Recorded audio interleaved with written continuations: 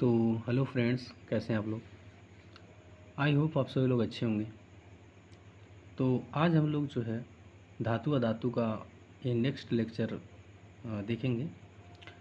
इसमें देखेंगे हम लोग कि जो धातुओं की यहाँ पर सक्रियता श्रेणी में जो धातुएं आने वाली हैं उनका जो नीचे आते हैं, नीचेले पायदान में आते हैं, उनको किस प्रकार से उनका निष्कर्षण किया जाता है। अभी हमने जैसे भर्जन विधि द्वारा सल्फाइड अयस्कों का निस्तापन को देखा था पिछले वीडियोज़ में, और कार्बोनेट अयस्क का जो है निस्तापन विधि द्वारा देखा था कि वहाँ पर निष्कर्षण हो रहा था। तो इस प्रकार से काफ़ी तत्वों के अयस्कों का निष्कर्षण हो रहा था। अब हम लोग इसमें आगे बढ़ेंगे और देखेंगे कि जो सक्रियता श्रेणी में नीचे पायदान में आते हैं, जैसे पारा हो गया आपका, और सिल्वर हो गया मतलब चांदी हो गया, और आपका जो सोना हो गया, जो ये तत्व हैं इनका किस प्रकार से निष्कर्षण किया जाता है। तो देखिए यहाँ पर लिखा है, सक्रियता श्रेणी में नीचे आने वाली धातुएं काफ़ी अनअभिक्रिय होती हैं। ज़्यादा ये अभिक्रिया नहीं करती हैं, ये कम अभिक्रियाशील होती हैं। इन धातुओं के ऑक्साइड को केवल गर्म करने से ही धातु प्राप्त किया जा सकता है। देख रहे हैं, ये इनको सिर्फ आपको गर्म कर देना है, तो इनके ऑक्साइड्स को आप गर्म कर देंगे तो धातुएं उनमें से निकल के आपको मिल जाएंगी। उदाहरण के लिए सीना बार, सीने बार कहीं कहीं लिखा रहता है, तो यहाँ सीना बार लिखा है, HGS लिखा हुआ है। तो ये मरकरी पारद का एक अयस्क है। किसका अयस्क है? मरकरी का, बहुत फेमस है। सीने बार लिखा होता है, सीने बार किसका अयस्क है तो आप बताएंगे मरकरी का अयस्क होता है। वायु में गर्म करने पर यह सबसे पहले मर्क्यूरी का ऑक्साइड बनाता है, ठीक है। यहाँ पर HgO में परिवर्तित होता है, और अधिक गर्म करने पर मर्क्यूरी का ऑक्साइड मरकरी यानी पारद में अपचयित हो जाता है। तो ये इसके रिएक्शंस हैं कि यहाँ पर 2HgS, ठीक है, सीने बार है ये, और उसमें ऑक्सीजन दोनों का रिएक्शन करके यहाँ पर 2Hg मर्करी ऑक्साइड और सल्फ़र डाइऑक्साइड गैस बन रही है यहाँ पर। तो इस पे ध्यान दीजिएगा। फिर तापन देने पर अगेन इसको तो जा कर के आपका Hg यहाँ पर बन रहा है और ऑक्सीजन अलग हो जा रहा है। तो इसी प्रकार प्राकृतिक रूप से क्यूप्रस सल्फाइड के रूप में उपलब्ध तांबे यानी कापर को केवल वायु में गर्म करके इसको अयस्क से अलग किया जा सकता है। इसको भी उसी तरीके से मतलब गर्म करके ही सिर्फ हम अलग कर सकते हैं इसके ऑक्साइड से इसके तत्वों को, ठीक है। तो यहाँ पर देखिए, पहले इसके ऑक्साइड्स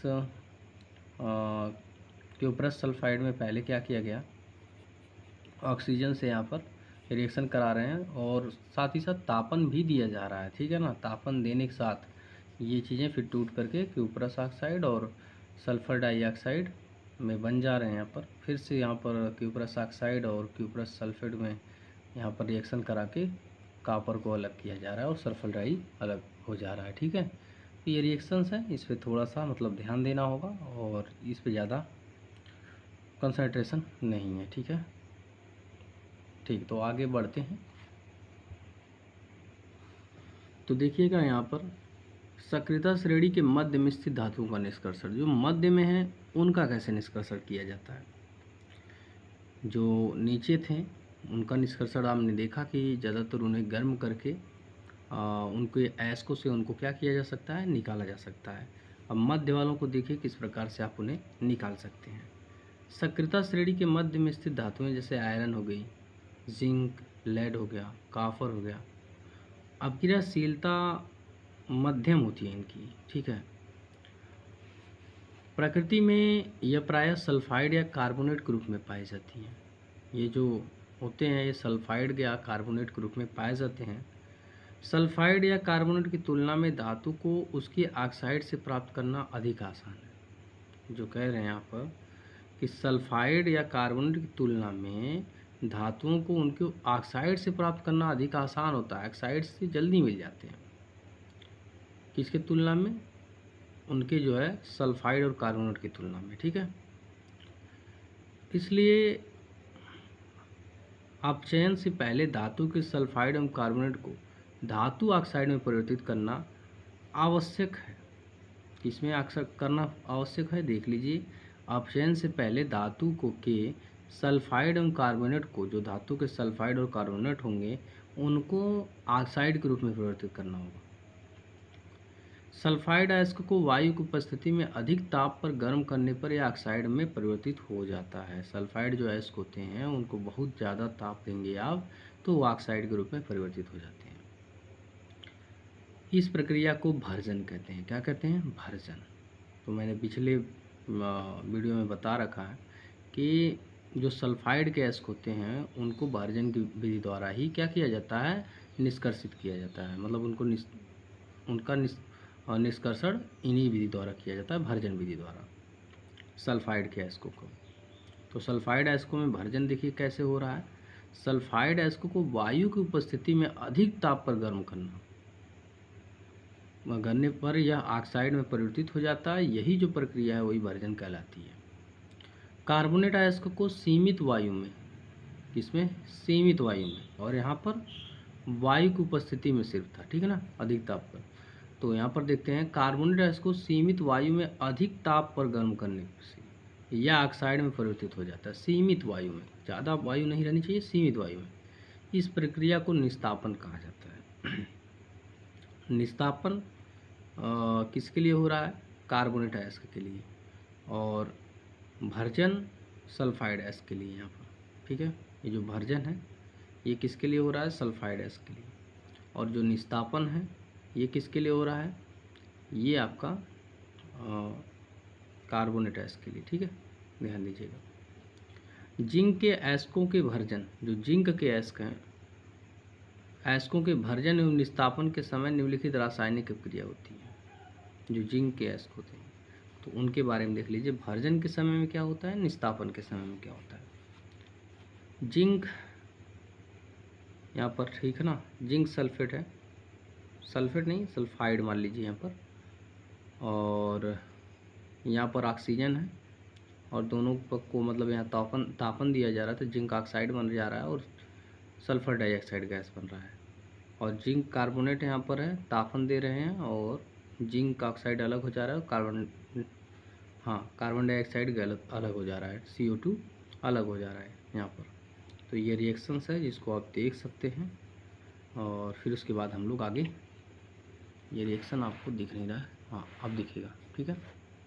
रिएक्शंस को आप देख सकते हैं यहाँ पर, देखिए यहाँ पर। इसके बाद कार्बन जैसे उपयुक्त उपचायक का उपयोग कर धातु ऑक्साइड से धातु प्राप्त किया जाता है। जो ये मतलब करने के बाद, दोनों रिएक्शंस कराने के बाद कार्बन जैसे उपयुक्त अपचायक का उपयोग कर धातु ऑक्साइड से धातु प्राप्त किया जाता है। जो धातु ऑक्साइड्स होते हैं उनसे धातु प्राप्त किया जाता है। उदाहरण के लिए, जब जिंक ऑक्साइड को कार्बन के साथ गर्म किया जाता है, जो जिंक ऑक्साइड होता है उसको कार्बन के साथ गर्म किया जाता है तो यह जिंक धातु में अपचयित हो जाता है। इसमें अपचयित हो जाता है जिंक धातु में। यहाँ पर देख लीजिए क्या लिखे हैं। इसके बाद कार्बन जैसे उपयुक्त तो अपचायक का उपयोग कर धातु ऑक्साइड से धातु प्राप्त किया जाता है। उदाहरण के लिए, जब जिंक ऑक्साइड को कार्बन के साथ गर्म किया जाता है, जिंक ऑक्साइड को किसके साथ गर्म किया जाता है? कार्बन के साथ। तो यहाँ पर क्या हो जाता है, यह जिंक धातु में अपचयित हो जाता है। देखिए, कार्बन के साथ इसको गर्म किया जा रहा है तो जिंक बन जा रहा है और मोनो ऑक्साइड बन जा रहा है, ठीक है ना, मोनो ऑक्साइड यहाँ पर बन रहा है। तो इसे देख सकते हैं। आगे देखिए क्या लिखा है। प्रथम अध्याय में यहाँ पर मैं ओके करता हूँ उसको, ठीक है। प्रथम अध्याय में दिए गए ऑक्सीकरण एवं अपचयन प्रक्रम से आप पहले से ही परिचित हैं। मतलब प्रथम अध्याय में जो दिया था ऑक्सीकरण और अपचयन। ऑक्सीकरण में क्या होता है कि ऑक्सीजन का योग होता है और इलेक्ट्रॉनों को त्यागता है, तो ऐसा वहाँ उधर लिखा है।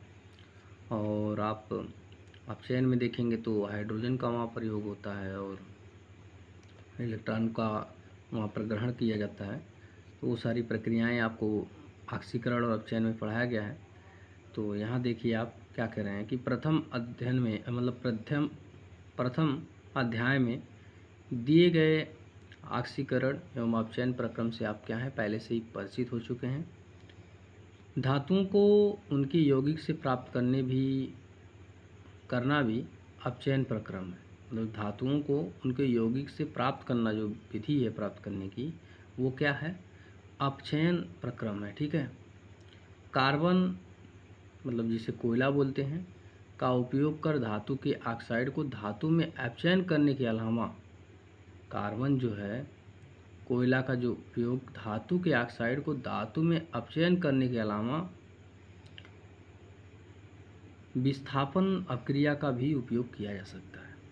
मतलब अपचयन ना करा के आप उसे विस्थापित भी कर सकते हैं। तो विस्थापन विधि भी पीछे बताया गया है, प्रतिस्थापन विधि है, विस्थापन विधि है, ये सारी विधियाँ वहाँ पर बताया गया। ठीक है। अत्यधिक अपक्रियाशील धातुएं जैसे सोडियम, कैल्शियम, एल्युमिनियम आदि को अपचायक के रूप में उपयोग किया जा सकता है, क्योंकि ये निम्नलिखित अपक्रियाशीलता वाले धातुओं को उनके यौगिक से विस्थापित कर सकती हैं।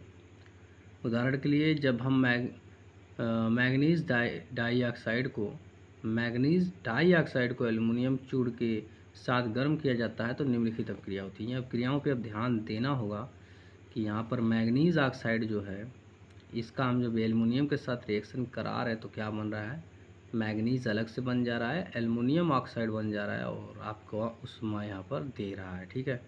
ये रिएक्शंस पे अभी ध्यान देना होगा कि जब मैग्नीज को एल्युमिनियम के साथ रिएक्शन कराया जा रहा है, एल्युमिनियम चूड़ के साथ देखिए किया जा रहा है ना, तो यहाँ पर मैग्नीज अलग बन जा रहा है और एल्युमिनियम ऑक्साइड अलग बन रहा है, ये ध्यान देना होगा।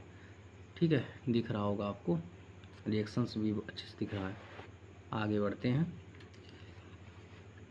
क्या आप उन पदार्थों को पहचान सकते हैं जिनका ऑक्सीकरण या अपचयन हो रहा है? यह विस्थापन अपक्रियाएं अत्यधिक ऊष्माक्षेपी होती हैं। जो विस्थापन अपक्रियाएं होती हैं वो कैसी होती हैं, ऊष्माक्षेपी होती हैं, जिसमें अधिक ऊष्मा निकलती है। इसमें उत्सर्जित ऊष्मा की मात्रा इतनी अधिक होती है कि धातुएं गलित अवस्था में प्राप्त होती हैं। जो धातुएं होती हैं गली हुई प्राप्त होती हैं।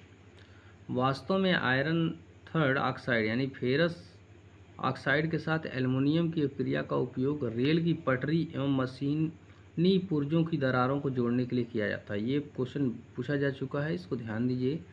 वास्तव में जो आयरन थर्ड है, आयरन ऑक्साइड है, इसका उपयोग यानी फेरस ऑक्साइड का Fe2O3 के साथ एल्युमिनियम की अपक्रिया का उपयोग, जो एल्युमिनियम है और इसका दोनों का उपयोग रेल की पटरी एवं मशीनी पुर्जों की दरारों को जोड़ने के लिए किया जाता है। जो मशीनी पुर्जे होते हैं उनको जोड़ने का कार्य होता है।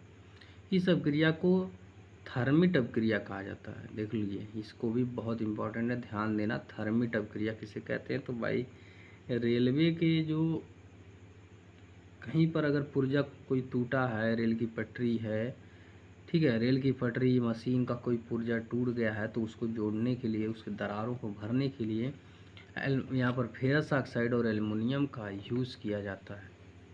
देखिए, दोनों का रिएक्शन करके यहाँ पर फेरस और एल्युमिनियम ऑक्साइड बनाया जा रहा है और साथ ही साथ ऊष्मा निकल रही है। ठीक है।